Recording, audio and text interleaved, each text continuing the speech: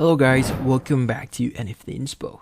For today's video, we are going to show you how to fix Zelle error code 2900. So if you're interested, let's start our tutorial. So the first thing that you want to do here is you want to check if there are any updates from Zelle. So go ahead and open up a Google Play Store here and check if there are any updates. And once you've installed your updates, check if that actually solves your issue.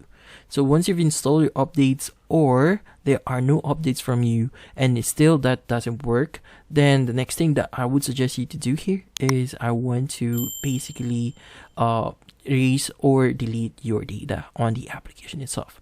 So here, locate the application itself, just press and hold on it, and you want to go to app info.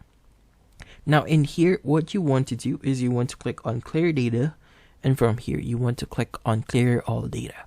So once you've cleared all your data, just click on OK, and from here try accessing Zelle again and see if that actually solves your issue. And that's about it. So hopefully this video was able to help you. Like and subscribe to NFT Inspo. Thank you for watching.